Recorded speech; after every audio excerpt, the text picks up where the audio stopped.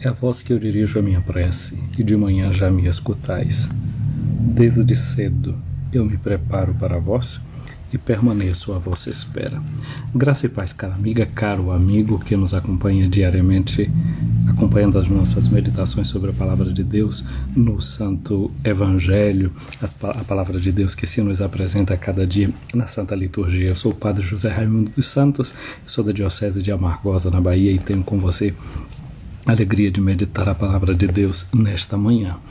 O Evangelho hoje continua nos colocando em Cafarnaum, aquele lugar para onde Jesus foi com seus discípulos, e a multidão também chegou lá. Jesus está no ambiente de uma sinagoga. Sinagoga é uma palavra que significa assembleia, reunião. Portanto, é no ambiente de uma reunião do povo de Israel que Jesus está falando. Agora, é uma coisa interessante também a gente notar que a palavra de Deus era sempre meditada pelos primeiros cristãos na assembleia de cada semana, sobretudo a assembleia chamada dominical. A assembleia, a reunião que acontecia no dia do Senhor. Então, para a comunidade de João, o evangelista, desse discípulo amado de Jesus, essas palavras que a gente está encontrando no Evangelho hoje são palavras que estão espelhando já uma prática das comunidades que se reuniam para celebrar a chamada fração do pão, conforme Lucas nos diz nos Atos dos Apóstolos, que esses primeiros discípulos, eles perseveravam na doutrina dos apóstolos, eles perseveravam na comunhão fraterna e eles perseveravam no partir o pão. Partir o pão, portanto, agora para eles é sempre ter essa consciência de que o pão que eles repartem é o pão que é o próprio Jesus, mas isso se deve espelhar também em forma concreta de amor e de caridade. Por exemplo, o apóstolo Paulo, na carta aos Coríntios, faz uma forte repreensão aos cristãos, porque eles tinham dois tipos de encontro, né? A celebração da Eucaristia, mas depois eles tinham também a janta, o comer em comum. E o que Paulo chama a atenção, ele diz assim: vocês não estão permitindo que o que vocês celebram no culto entre na vida de vocês, porque vocês se tornam um só corpo, um só espírito quando celebram a comunhão, mas depois, na hora de comer as comidinhas que vocês preparam, tomar o vinhozinho bom que vocês fazem, aí vocês criam uma separação. E aí vocês precisam discernir bem o que é que vocês estão comendo na Eucaristia, porque vocês estão comendo o quê? O pão da unidade, que acaba com todo tipo de discriminação no meio da comunidade, que não vai ter homem nem mulher, não vai ter escravo nem livre, não vai ter diferença entre judeu e estrangeiro. Como é que depois, no dia a dia, no cotidiano, vocês criam essas diferenças? Então, quem comunga o corpo do Senhor e não permite que a vida se torne unitária, se torne comunhão, ele diz: vocês estão comungando a condenação de vocês. O juízo de Deus está sobre vocês. Por quê? Porque vocês estão fazendo coisa que é um ritualismo, uma coisa que não é perceber o significado concreto, coerente e profundo da Eucaristia. A Eucaristia deve transformar a gente naquilo que é. É por isso que na oração da Eucaristia se faz duas invocações ao Espírito Santo, a chamada epiclesis, invocação do Espírito Santo. Um é sobre os dons do pão e do vinho que são colocados sobre o altar. O padre faz uma imposição de mão sobre aqueles dons e pede que Deus Pai envie o Espírito Santo para que o pão e o vinho se tornem no corpo e no sangue de Jesus. Depois, o padre faz uma outra invocação do Espírito Santo sobre nós, sobre a Assembleia que está reunida, para que nós, comungando no santo mistério do corpo e do sangue de Cristo, nós nos tornemos entre nós um só corpo e um só espírito, onde toda divisão possa ser superada, onde não haja motivos de classes, de preconceito, de sexismo, de partidarismo, e a gente de fato possa viver a alegria de ser irmãs e irmãos, de termos um Pai comum e de sentirmos que essa vida que está em um está também presente no outro.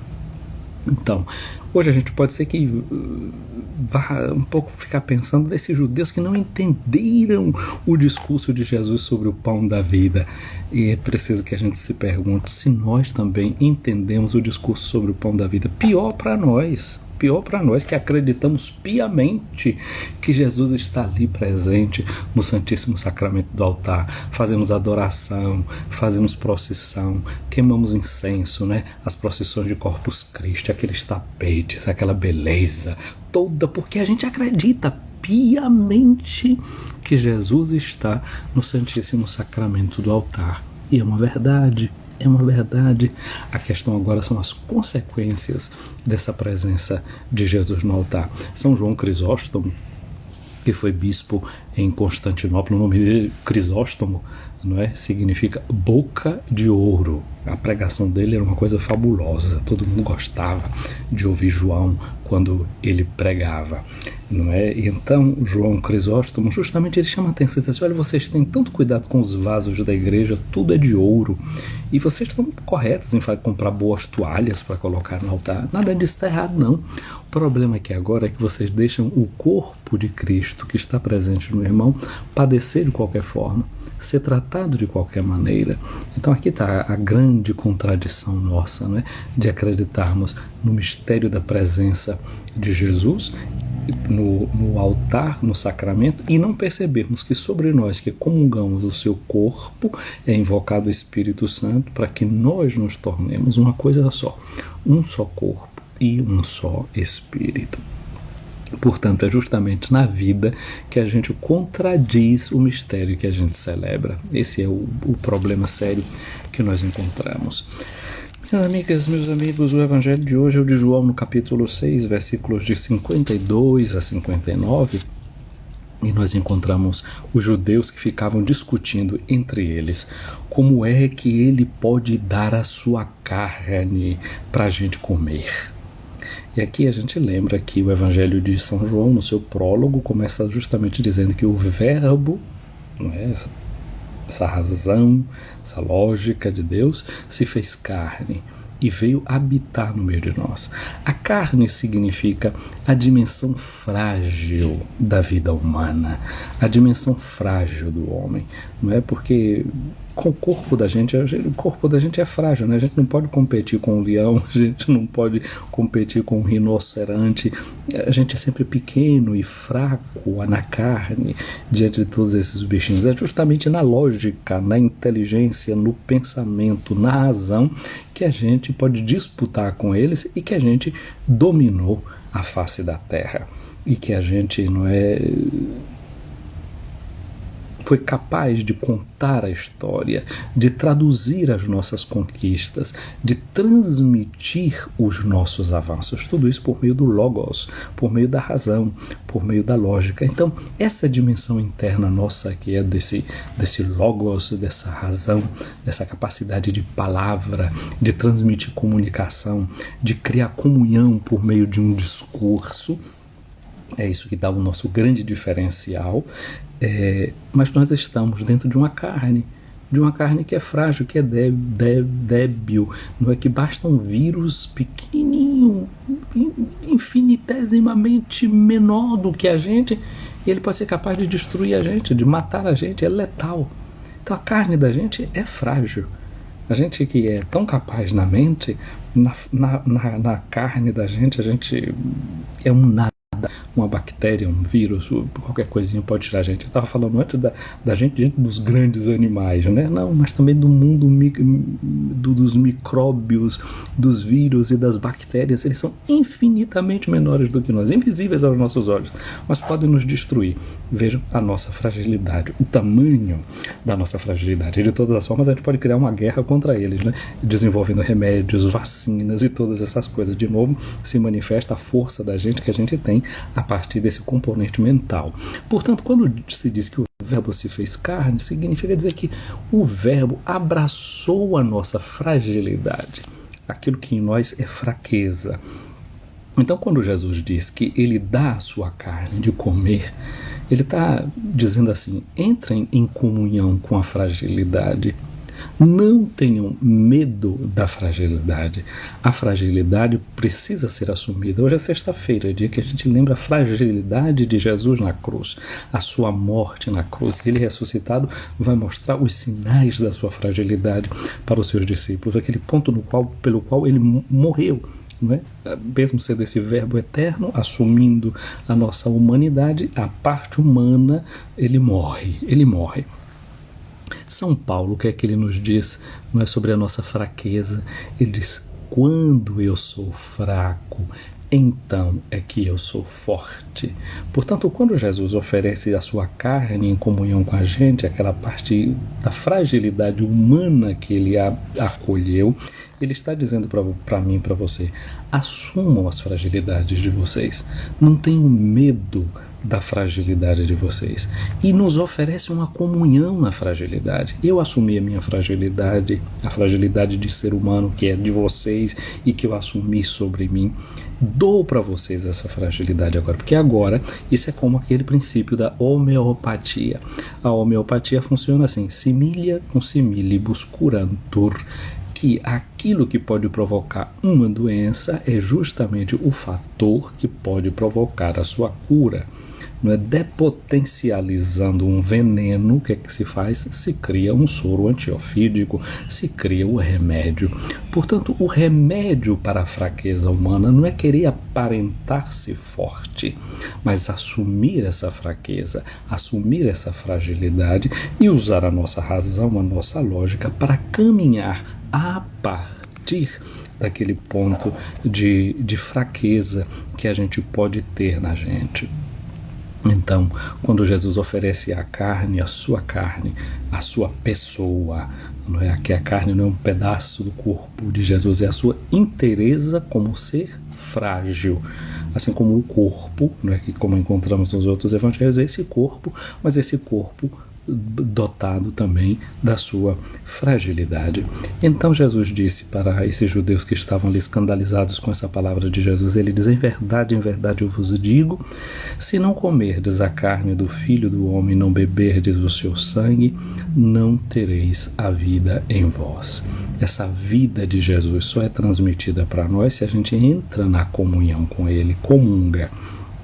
Interessante, né, que eu dizia, essas comunidades que leem o Evangelho de São João, eles já têm a prática de celebrar a Eucaristia. Eles sabem que o que Jesus estava falando, sabiam que o que Jesus estava falando era justamente desse dom eucarístico, desse pão e desse vinho que recebem a força do Espírito Santo. Mas tem um grande comentador da Sagrada Escritura que viveu no século III e IV, aliás, quarto e quinto, São Jerônimo, que é padroeiro dos biblistas, né? A gente celebra o mês da Bíblia no mês de setembro justamente por causa dele. Jerônimo diz uma coisa muito interessante que todo mundo sabe e repete a saciedade, que é ignorar as Escrituras, é ignorar a Cristo.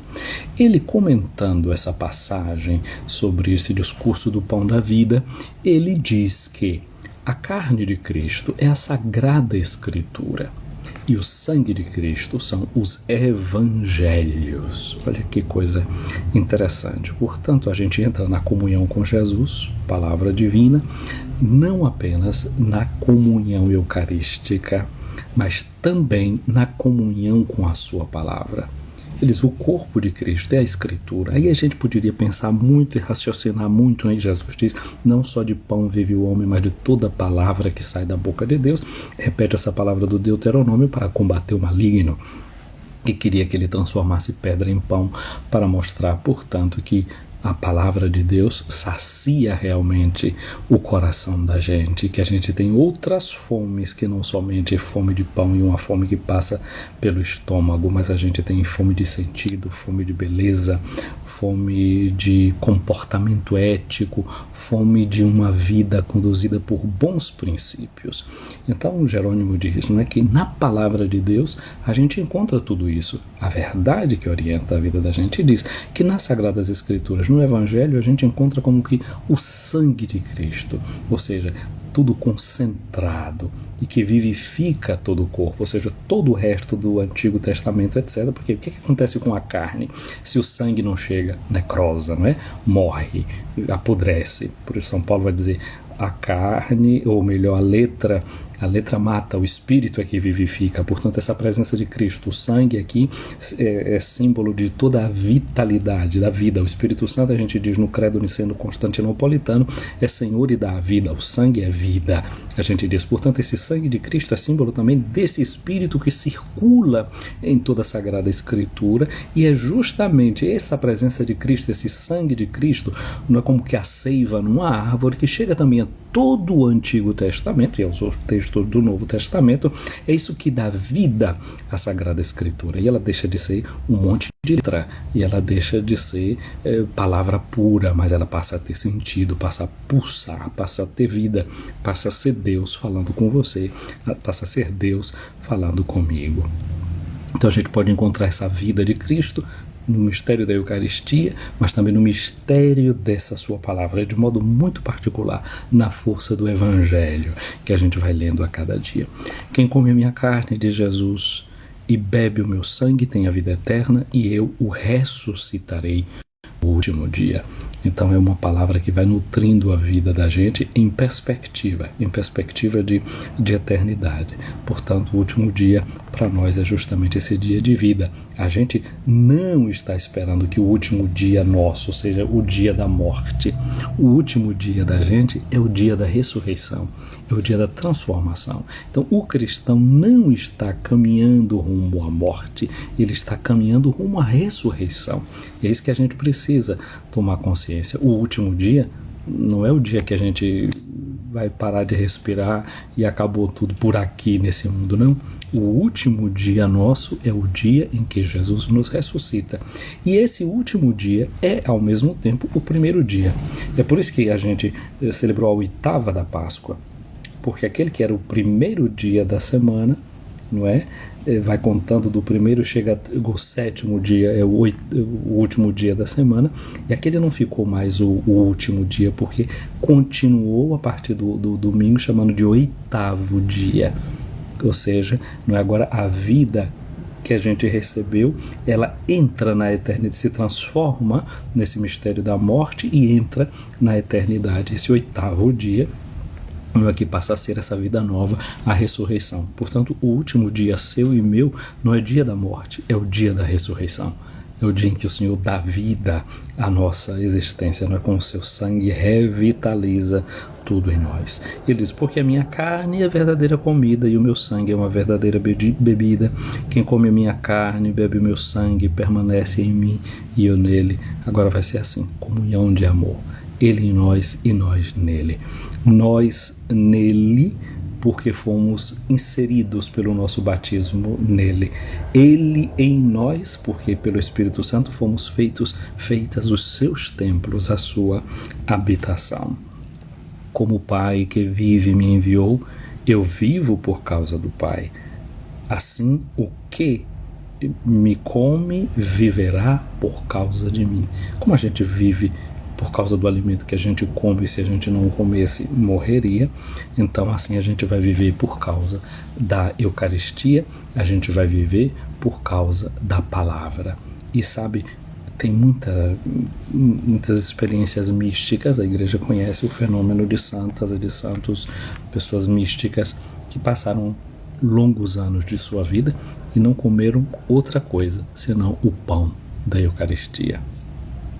Viveram literalmente da Eucaristia. A única coisa que comiam era a hóstia consagrada, o corpo e o sangue de Jesus, sem perder nada da força física, sem entrar em nenhum estado de fraqueza, não é? Sem perder a força da sua consciência, da sua vitalidade, ao contrário, sendo cada dia mais vitalizados. Portanto, a Eucaristia realmente energiza a nossa vida, energiza a nossa existência, nos dá força, inclusive física, não é? E sobretudo essa força espiritual.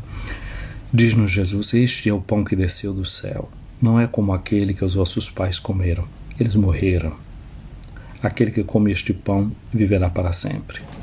Assim falou Jesus, ensinando na sinagoga em Cafarnaum.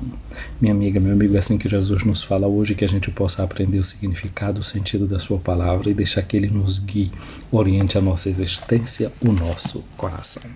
O Senhor esteja acima de ti para te proteger, à tua frente para te guiar, atrás de ti para te defender, do teu lado para te acompanhar, dentro de ti para te abençoar.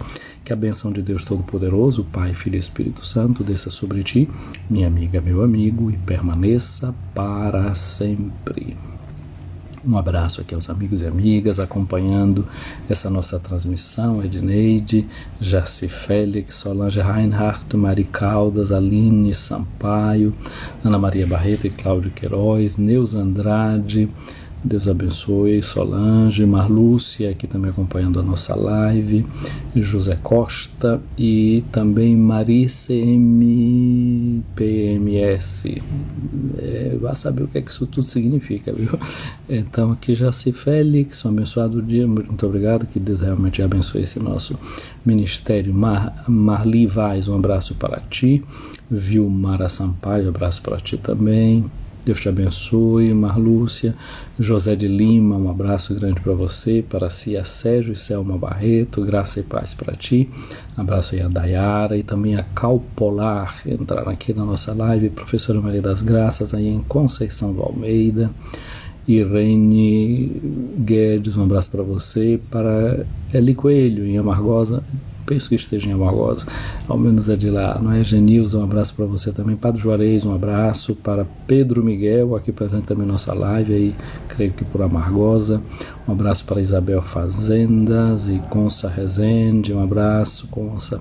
Um abraço para Everilda Menezes, aí pelo Rio Grande do Norte. Bom dia, na escola te assisti. Muito bem, então estou presente aí no ambiente de trabalho, né? Hoje estou aí no Colégio Santa Bernadette. Um abraço para Clóvis 410, entrando aqui também participando da nossa live. Um abraço para Will Oliveira, Lili Aluna, Manuel Roque, para Mara Barreto, Deus te abençoe. Clóvis, Antônio Clóvis, sim, Toinho, filho de sim, Clóvis, Antônio Clóvis, abraço, Clóvis, abraço na esposa, a família inteira, abraço para seu João também. Regis Borges, um abraço para você, para Evanilson de Jesus, Deus te abençoe, Evanilson, aí em Santo Antônio de Jesus. Núbia Passos, Núbia está aí nesse fim de semana para o Palcedos, não sei se é hoje ou é amanhã, leva meu abraço. Leudes Martins aí em Santos, um abraço para você. E assim o Brasil vai se unindo aqui, né? Do Iapoque ao Chuí. A Melinha Reis em Santo Antônio de Jesus, um abraço para Darlis e Edilene Borges, um abraço para vocês todos e todas acompanhando essa nossa transmissão. Marli me diz aqui, Marli Vaz, que é de Conceição do Almeida. Espero que fique fixado aqui na minha mente, viu, Marli? Tu torna me lembrar outro dia, água mole em pedra dura, tanto bate até que fura. Gente querida, eu vou salvar a live aqui agora. Vocês curtam logo, comecem a curtir já a live aí, eu não sei como é que faz não, mas curtam. Para ela já sair com 300 mil curtidas. Edilene diz que vai assistir, mas curta. Eu vou depois salvar lá no nosso canal do YouTube, o canal Padre José Raimundo Escutando a Palavra, depois lá no canal do Facebook, na minha página do Facebook. E vocês façam sempre a mesma coisa, comentem, curtam, encaminhem. Isso ajuda, não é? Aqui essa palavra que, como a gente meditou no dia de hoje, que é carne de Cristo, esse evangelho que é sangue de Cristo, chegue sempre a mais pessoas, reenergizando as suas vidas, não permitindo que nada se necrose na nossa vida, nada entre em decomposição, mas de fato tenha vida e vida em abundância. Uma boa continuação de dia para todas vocês. Um abraço para a Rita de Cássia entrando aqui agora, te deixo um abraço e vou salvando a live. Tchau, tchau, fiquem com Deus.